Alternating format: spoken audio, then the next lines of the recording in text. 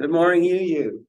And now for Good something morning. completely different. On some of the seats, which you will have to share, are some little guides of where we're going.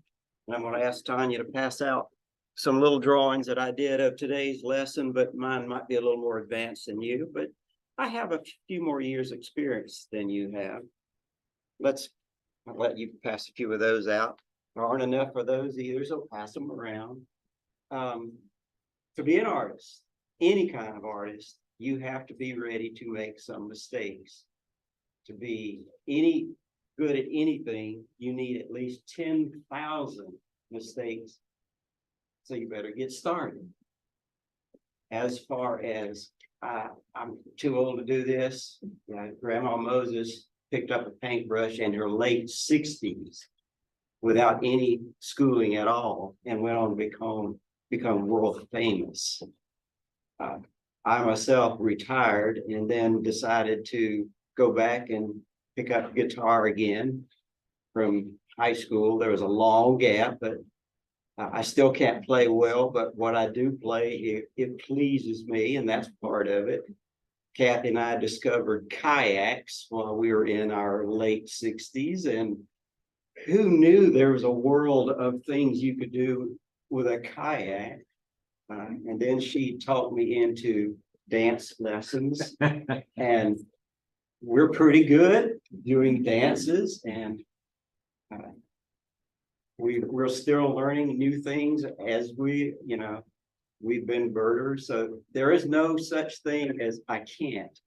Yes, you may fail, but you will always learn something from it. Now about trees. Why trees? Well, they are something that a lot of people, especially in the big cities, totally ignore. We're lucky because we have so many trees around us. Unfortunately, we have what's called a forest desert where they're all one tree, and it's a crop that they cut it down every 15 to 20 years and replant them with the same tree over and over again. But you can find a few places where there are a variety of trees. I have some samples. We'll talk about those later of what trees can look like. If you have never done it, you need to experience something called forest bathing, where you just go into the woods and you don't take your phone out of your hand. You keep it away, turn it off if you can, and just be quiet, listen and walk and enjoy, hear the birds, notice the planes flying over. It's hard to get away from them. Notice the sounds of the highway 4 or 5 miles away, but sometimes you can get away from that. But notice all the nature, the crunching, the smells, the mushrooms. We'll get into that later. All right. I'm going to teach you, and you're going to follow my directions. Yes, you will make mistakes. It won't be pretty. Who cares? Pencil, paper, ink pen, something to write on. Please don't write on the hymnals. We have some extra papers in the back if you don't. Somewhere in the United States, when you were a little fella or girl, someone showed you how to draw a tree. And most adults today, if you ask them to draw the tree, this is the tree they will draw. It looks like this. And it has a nice big fat trunk underneath. And it has a little hole for little birdies to live in. And it may or may not have some little branches stuck to it on either side. And that's pretty much everybody's tree because they're afraid to go any further than that. So we're going to break that out of your little brains and try to replace it with a slightly better tree. It's not a real tree, but it looks a lot better. So let's begin. We're going to start with a pine. This is tag team folks. If I could have our first slide up, please. We're going to start with a pine tree, the southern pine. That's what we have around here, but there's so many other things you can do with it. First, you know what a toothpick is. You're going to draw a tall, skinny toothpick. It doesn't have to be very straight, but you want it to be very narrow at the top and get very, very skinny and just get a little bit fatter towards the bottom. If you want to color it in, that's fine. But it doesn't have to be. So draw your toothpick right now. You've got 10 seconds. It doesn't take long to draw a toothpick. Come on, go, go, go. Way back in the first grade, you learned to speak English and you learned to write the letter Y. This is the letter Y in our good old first grade. In art today, we're going to take that Y and turn it into a slightly crooked Y. Not so pretty. And on the tip of your toothpick, put the skinniest little Y you can. Well, I hope you can see that, all you other people at home. And we're going to imagine there is a sort of a triangular shape around the top of our pine tree here. We're going to draw some slightly longer crooked letter Y's that go out to the left or out to the right. And as we work our way down, they get a little bit longer each time, but they never go above the ones on top of them. So a little longer, a little more crooked, until you get about 1/3 of the way down. And then something happens to these little tree branches. They start to get shorter. Because what happens is they run out of sunlight, so they start dying off. And as they die off, they break off until there's just a little stub left.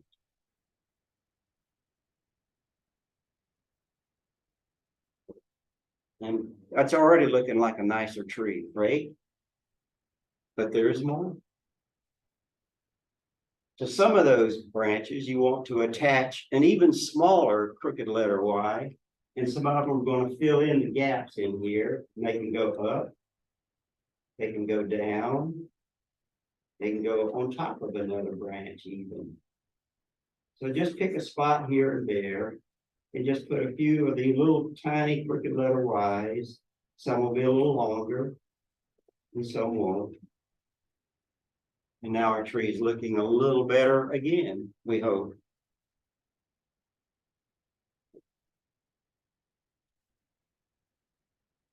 Now, time out. There's a cousin to the southern pine called a fir tree. If you were to continue these branches going out, down, down, until you get about to here, then you've done a fir tree, the most famous being the Douglas fir. Its trunk would get much thicker because the tree's more massive. They can get up to be, 80 to 120 feet tall, whereas a southern pine, it's topping out at about 80 feet at maturity. To help make our pine tree look a little better, we need to add something called pine needles to it. Now, right now, we've just drawn a pretty decent dead pine tree.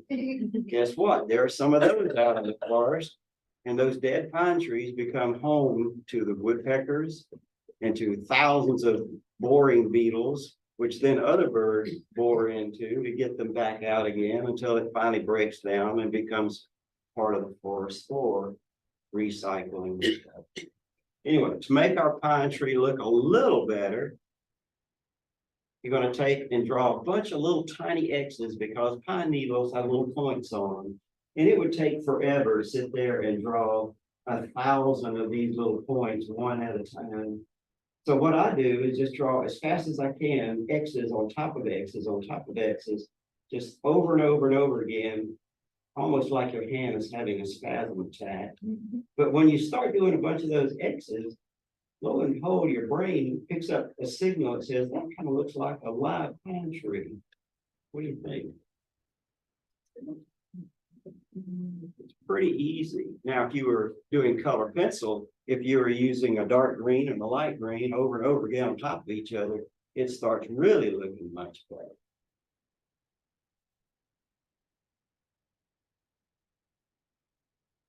Now, will we have enough time to complete the whole tree during this short time this morning? Probably not. But this will get you started. And hopefully you'll go home, and when you get one of those phone calls that somebody's talking on and on, you can bring your piece of paper, you continue your drawing, and, you know, keep working on it.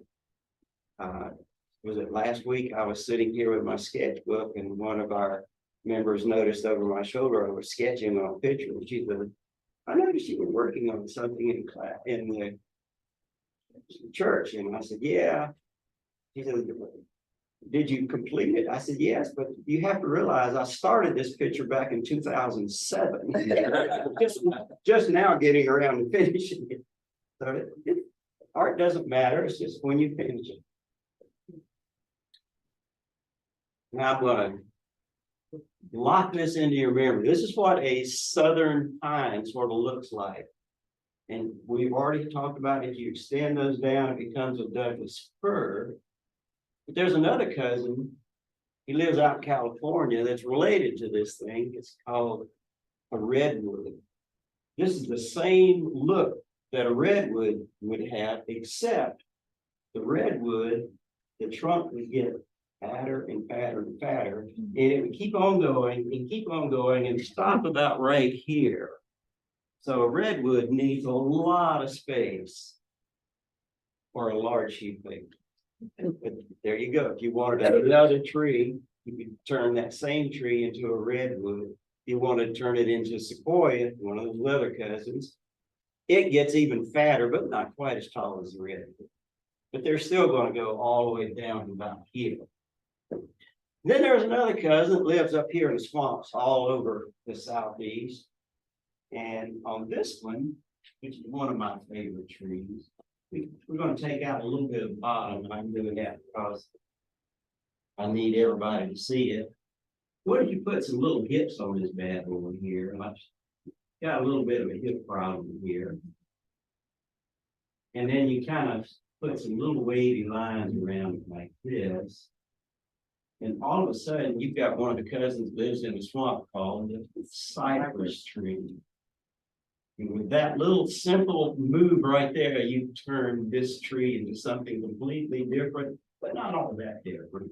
And of course, you could always put a couple of little knees near it, because they usually grow in fairly shallow water.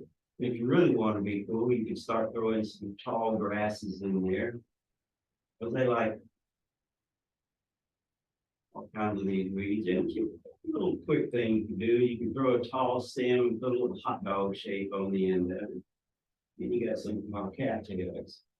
And just a few little strokes here and there, and you've got a pretty decent little picture already started. I've cast out some little drawings that I did, and you'll probably see the cypress tree with some little swampy waters and maybe a duck or two floating around.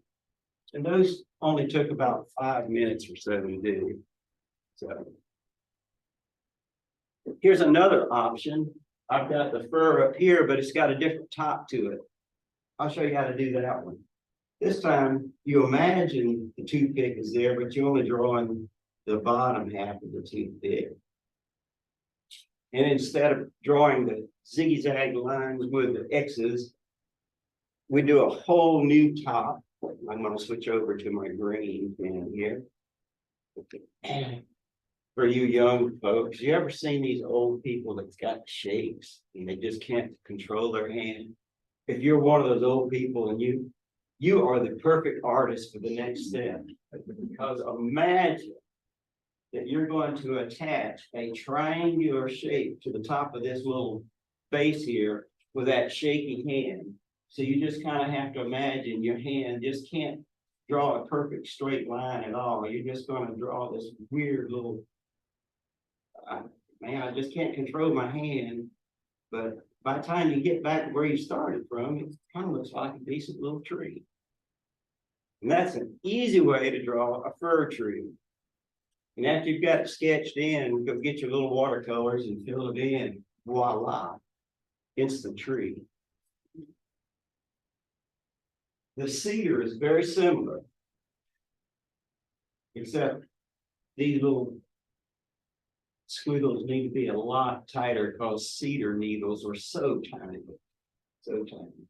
And occasionally there are air gaps, so you'll be able to see a little bit of sky in there.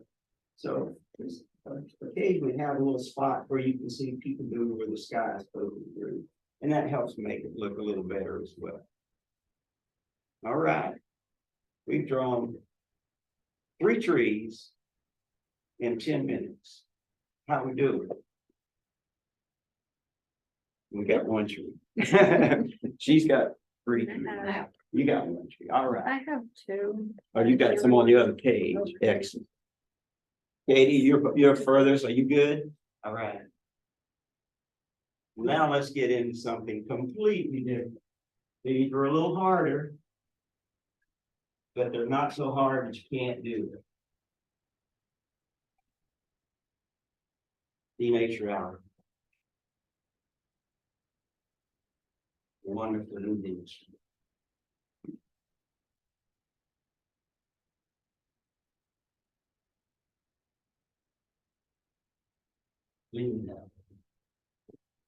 All right.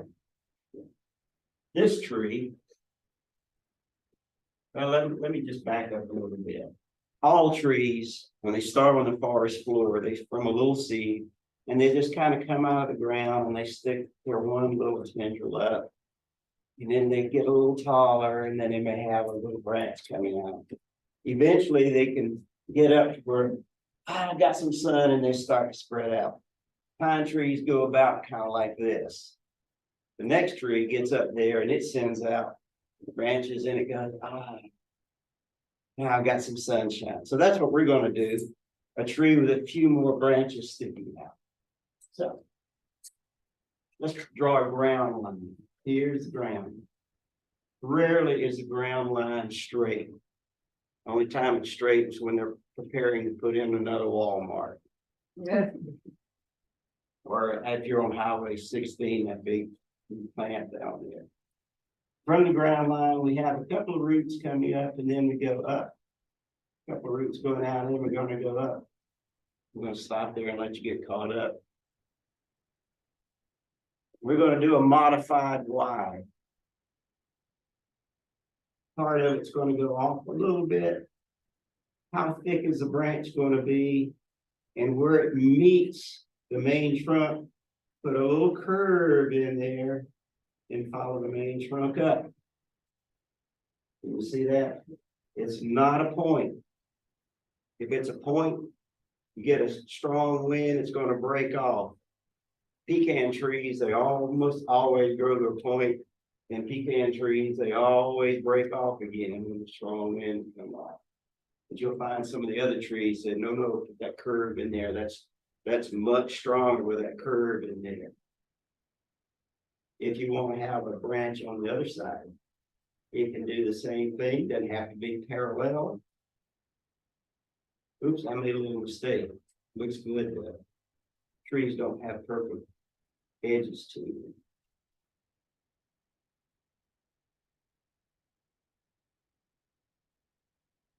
And we could do this multiple times.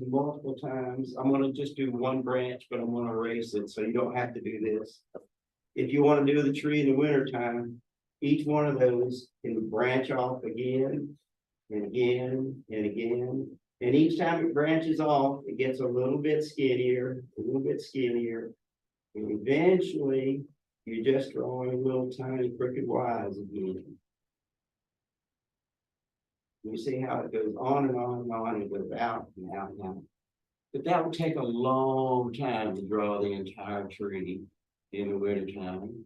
But if you've got nothing to do, it's fun, actually. But in order to save time, we're going to turn this into an easier type tree. Once again, your shaky hand, and I'm attach a weird balloon on top of it. Let it touch any of these pieces you've already drawn, and just keep going into this weird balloon shape all the way around till you're back to the beginning again. And you have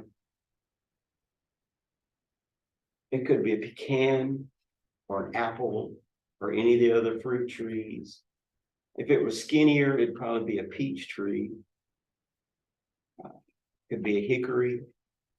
You want it to be an elm tree, it would be a lot taller, thicker branch, but this is a starting point.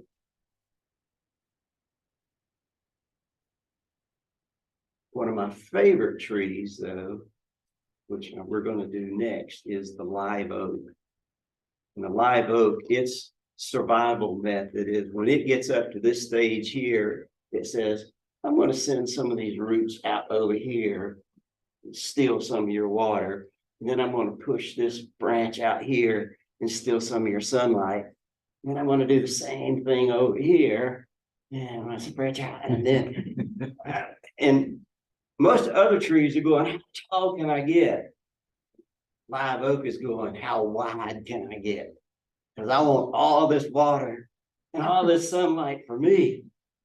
So they are unique in the kingdom of trees. So we're going to put it right over here next to our, whoops, wrong color. Whoops, mistake.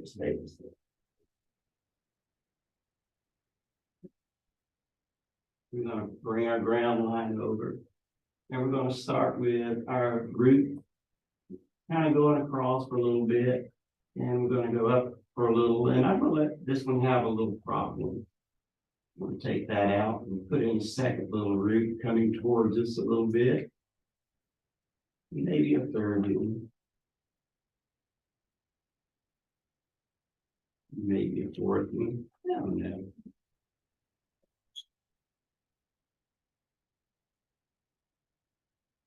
And if you let the edges be kind of lumpy, they look kind of cool. And eventually we're going to take any of those and some of the branches are going to go out and maybe even back down again.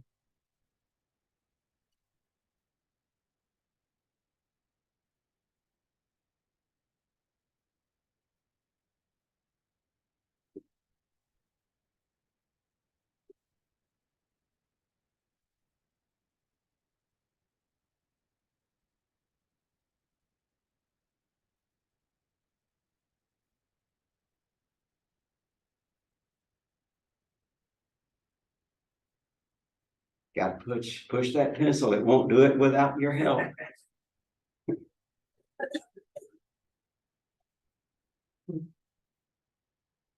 I've got to switch sides. I'm going to try left-handed. I'm going to go and put a few little branches over here. What if it runs off the paper? Guess what? Some trees just don't fit on one canvas at a time. Look at that one over there. They're going way off the paper. You know what? Your brain doesn't care at all.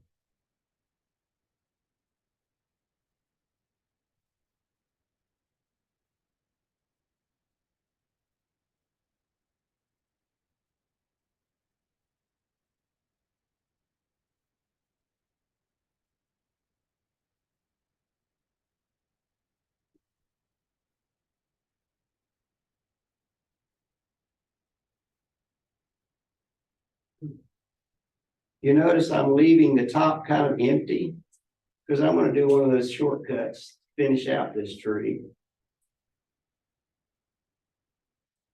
And I think it's going to look pretty cool when we get there.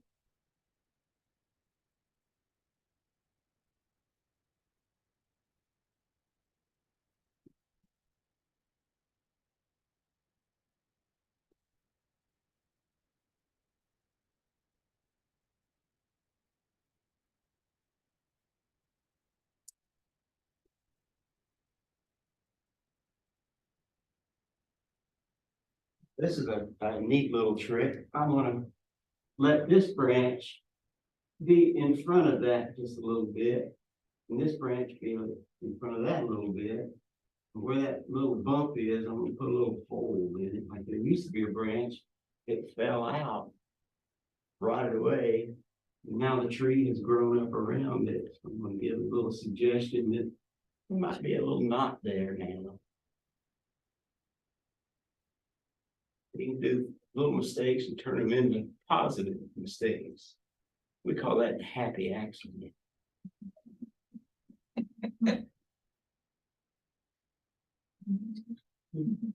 Picasso was wonderful at having happy accidents. And there are some artists who work with dynamite.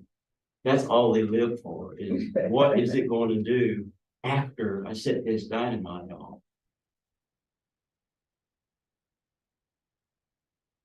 And then you have those artists that like to demolish things. They're all about controlled accidents.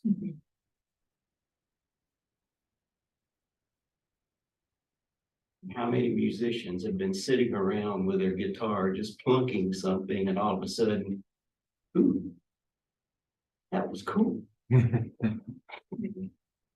How can I do that again? All right. Finish out at the top. Now shake your hand again. Let it go up and down, you know, touch all of those branches.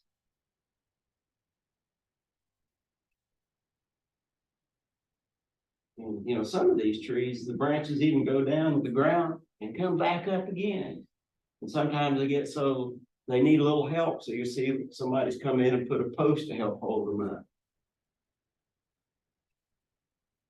What if it went behind the other tree? No problem. You see how the tree grows out, not necessarily up.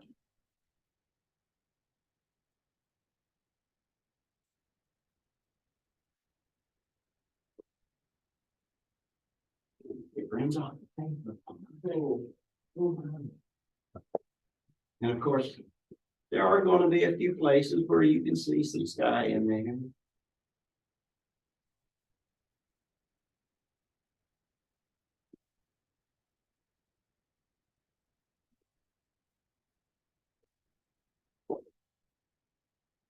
Those of you that want to try a little bit of shading, now this is where it gets a little, oh my gosh, I'm going to mess it up. Yeah, you might do that. But then again, it might turn out to be cool. But if you have a regular pencil, now follow yours for a second. Hold it sideways with your finger almost on the lead. And you're going to shade with that flat part of the pencil as much as you can. Figure out where the sun is coming in. I'm going to pretend the sun is coming from this side. And yes, most of the tree is in the shadow because the canopy is blocking the sun. But still, it's going to create a little bit of shading on the bottom side of those branches. So what if you kind of filled in a little bit and let a few spaces in there. We're going to go around that knot. Just a few quick lines of shading like this. And I just wanted to show you how a little bit of shading can just completely change the entire look of this tree. Even though I'm doing it with a marker, which is almost impossible to make it look good. But then I'm a little smarter than the average fan. And I've been doing this a little longer than this people.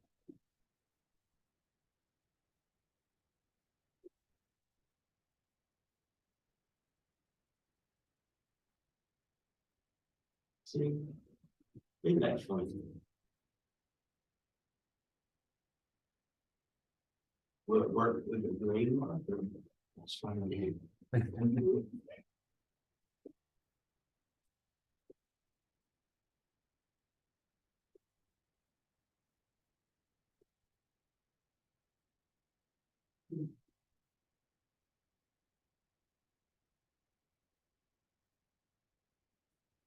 Some of you have my drawings where I took the side of my pencil and shaded darker and lights in this canopy area. And you can see what I'm talking about with just shading. And how it gives it a little more of a 3D effect.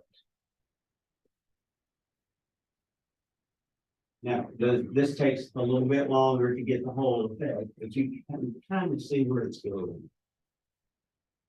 And I didn't want to leave without doing one more tree, because I got it in me, and I think we got time. So while you're doing that, I'm going to show you one more little tree. Now, this tree is not a native. It was brought over here by the Europeans 300-400 years ago, planted because they were so cool. And they started off kind of like our little live tree here. And they have a few little lines like this.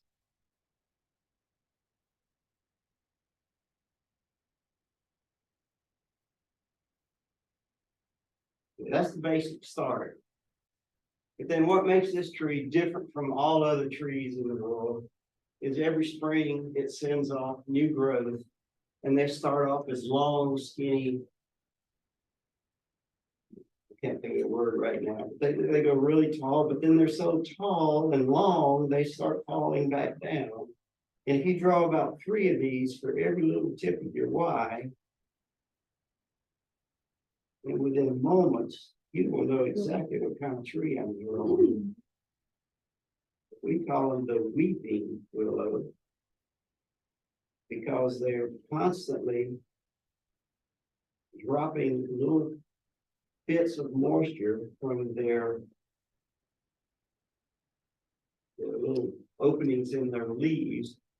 So it's continually air conditioning itself. They're the only trees that have built-in air conditioning, because they drop this moisture and it cools the air. So no matter how hot it is out there, around the base of the tree, it's nice and cool. And this tree is going, yes, come on, sons, do your thing. And meanwhile, it's getting bigger and bigger. If you have a willow tree, though, it's found where your water source is. It's either in your septic system, or it's digging into a broken pipe, or it will dig into your make a pipe broken for you. Or it's near an edge of a pond where there's plenty of water. Now, this is a willow without its leaves. To do the leaves, you need to draw thousands of little, tiny little flakes on each little branch, and all of them hanging down, one over here, one over here, one over here, one over here. But you could just leave it like that. Or take a little splash of watercolor and just drop some green in there, and you're done. Really simple. I am done for this short session of drawing, but I do want to talk about my good friend Wanda. This is her painting of 3 live oaks. She is self-taught. She started painting in her late 50s. And within a few years, she is a master artist and a great friend of mine. This is one of mine. This is called The Survivor. It's in Craggy Gardens off of the Blue Ridge Parkway, on one of the trails to the top of the peak there. It's just a magnificent tree growing on this flat rock and surviving after storm up there. Some of it tearing down limbs, but it still has that just wonderful look to it. And over here, this is another of my paintings from when we went to Panama. We went up into the cloud forest. This is what a cloud forest looks like. I mean, you're in the clouds, they're drifting through, and it's really hard to paint clouds. I want you to know it's misting through. But these trees, we're standing on a road that goes like this, into a subdivision that for the rich people of Panama. And we're looking from the roadside, it just drops down. So these trees are coming from 50 feet below us, way up above our heads. Just amazingly tall trees and just massive amounts of greenery. And we're watching for birds flying through. Oh, there's one. This one we caught a bat falcon flying by. And one of our photographer friends with a lens about this long got it and shared it with us. So that's our memory of that falcon flying by as the sun was trying to break through the clouds that morning. That's Thank you very much.